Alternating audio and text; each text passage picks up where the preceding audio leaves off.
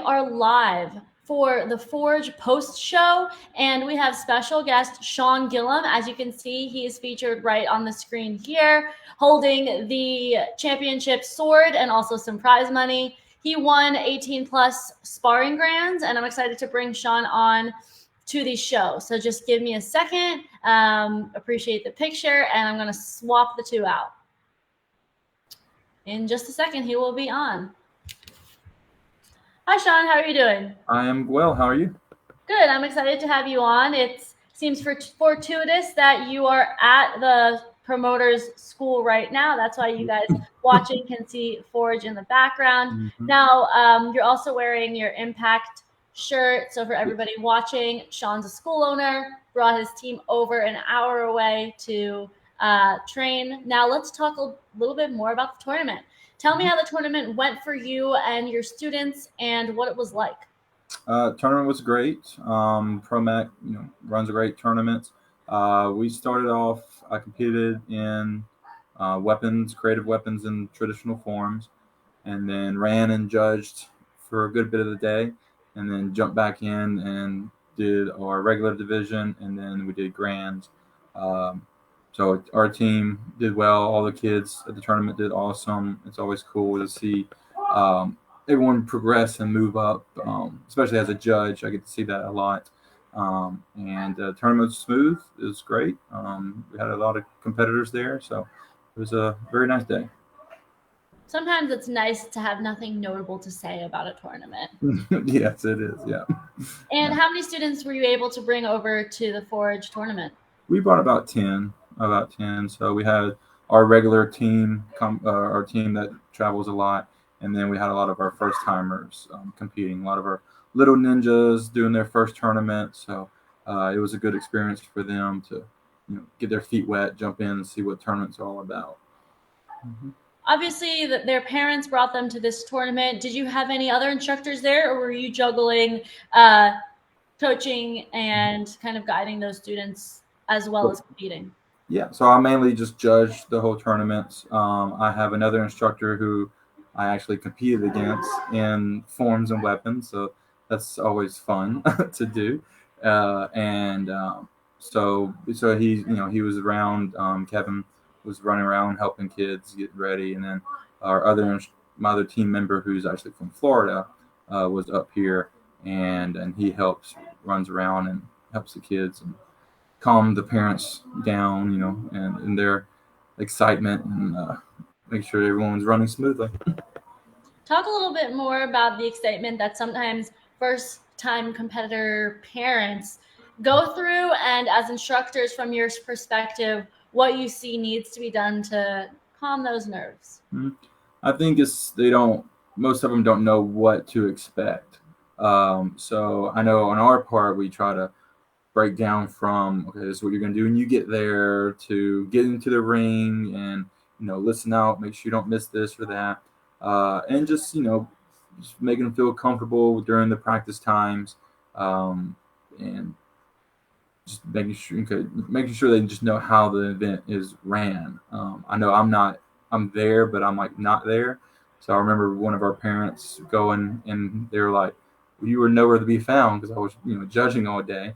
And so luckily we have our veteran parents, competitors, that they kind of link up and help each other out there. So, but I think as far as what helps, it's just, I recommend going and watching a tournament too. So even if you maybe a little antsy about competing for the first time, go and watch a tournament, spectate, see how it's ran, what to expect, and then when it's your turn to go, you kind of have an idea of what to do. Now tell me a little bit more about, let's go more into you. How did you start martial arts and get into it? I started when I was about 4 years old, so almost 30 years ago. My parents were instructors. They ran schools, so I was kind of born into it. My whole family did it. My brothers, my grandfather, my grandmother, everyone. So Wow. I it mean, was, normally it's like a parent or two yeah, parents, but yeah, this is a generational thing. yeah. It's a big thing. So my parents retired, and out of all of my brothers, I'm the last the one standing doing it. They've moved on to do different things. So, but and then just how I pretty much got started and competing, in more organization type tournaments. And then about every 2 months or so, we were competing and traveling. So, I got addicted to it and fell in love with competing.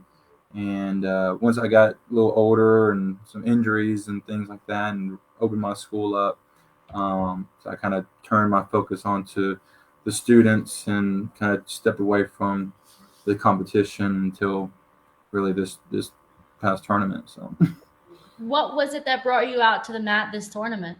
my students wanted to see me, so it's kind of one of those like, yeah, we see you in class and demonstrate, but we really want to see what you got. So it's kind of, you get that challenge from your students and your parents, and so I was like, okay, well, let me get out there and do what I can and perform for you. And so it's always cool to have your students there cheering you on.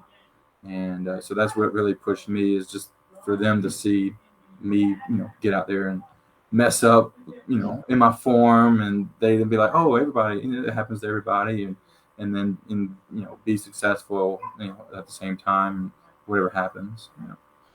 That kind of challenge coming from your students, because I know when I was just even in class during classes and my instructor would say like 20 more push-ups, but he would be standing walking around giving us Mm-hmm. orders, Yeah. obviously he is the instructor, but I think that's Mm-hmm. natural coming from students, like, okay, you do it too, or you do Yeah. it with me. And then for you Yeah. to take that calling and show them, I can do what I'm telling you to do as well. Mm-hmm. Did you kind of take it as like, this is a great opportunity for me to do that? It was, yeah, it was.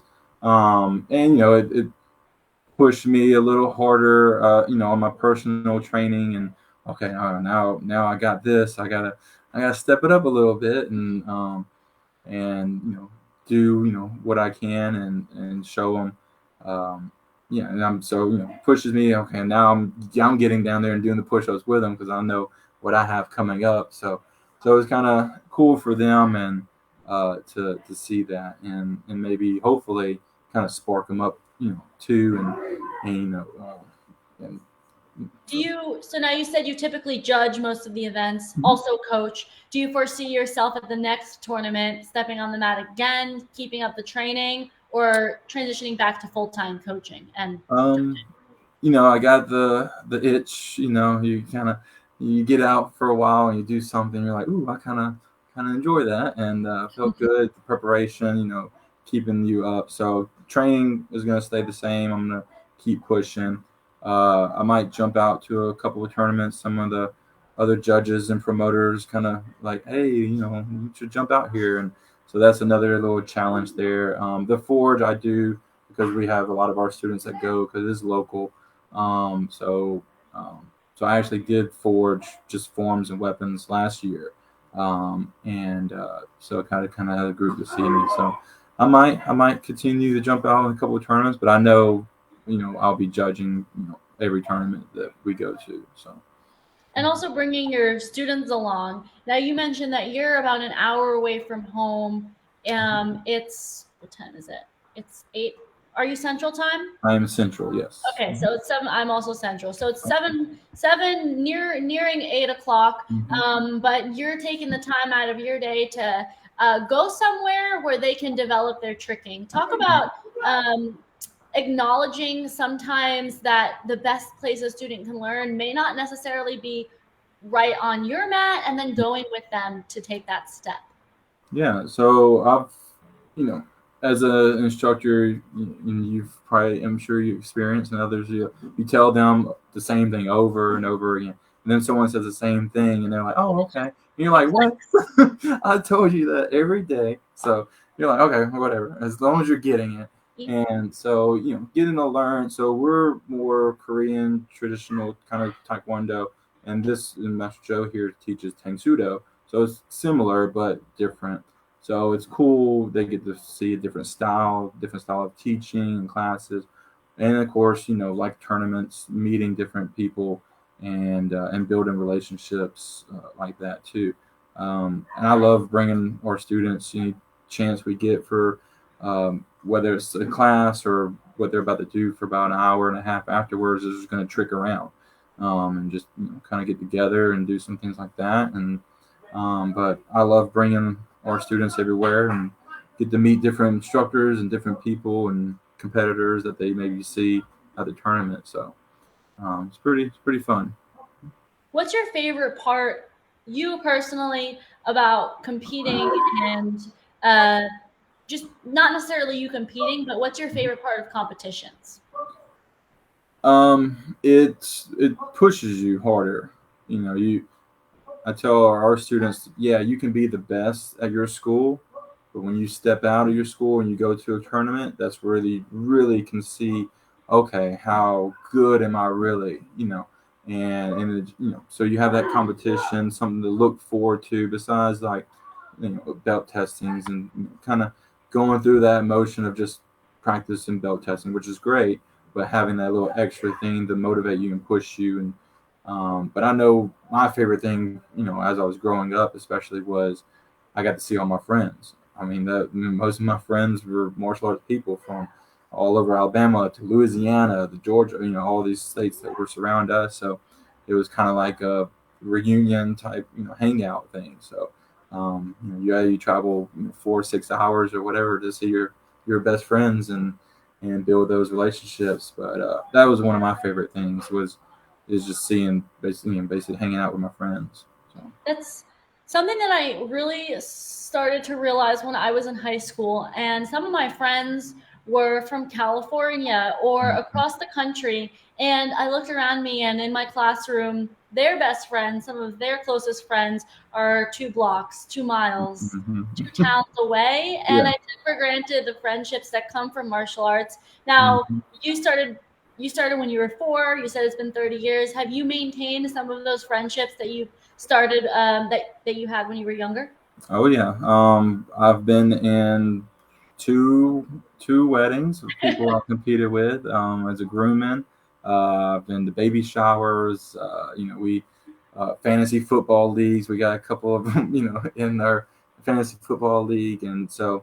And I would still go and travel and go see them. Some of them don't compete or teach anymore, but we still talk and we try to get together every once in a while. But yeah, so those something about kicking each other in the head builds this really strong relationship. Yeah, So definitely. And your friends off the mat, competitors on the mat, but ultimately you spend so much time together, and you're at like a very unique position. You are mm-hmm. dedicated and you train so much for competition, and you share that experience with Mm-hmm. them. Now, my final question to you, what now is the philosophy that you share onto your students? Just an overall philosophy. Ooh, a deep question here. Um, I think if you continue to find the challenge, all right, what's the next challenge, all right, and not, be content in where you're at. I think just always looking for the next challenge, whether it's, you know, something like a weapons trick or, scoring a point with this technique, to, winning grands or being on a stage at a night show somewhere. So, and just taking it step by step, you don't have to be from 0 to 100. So just taking your time, learning, and soaking in everything. But I think just continue finding that challenge where you can. And if you can't find it, I'll help you find it. So, That's a great part of being an instructor, because you can zoom out sometimes where kids are so focused in on on the little things, and you're able to see the bigger picture. So yeah. it's inspiring, and I'm like, okay, what's my next challenge now? Because Mhm. it applies not just for martial arts or anything, but really just the Mhm. everyday world about what's the next challenge so we don't stagnate. Absolutely. Absolutely. All right. Mhm. Well, thank you so much, Sean, for Yeah. coming on to the Power Chat series, both for the Forge Post show as well Mhm. to learn a little bit more about you. And hopefully, we'll have you on to the next one. What's the next tournament that you are bringing you and your students to? It would be the ProMac South Atlanta, August 20th. We'll be in Atlanta. That'll be our next one. Okay. So, enough time to train, reset, and go back at it. Absolutely. Yes, sir. Yes, ma'am. All right. Thank you, everybody, for watching the Power Chat series, and I hope you enjoyed the 2 shows we had tonight. And catch us for the next one next week.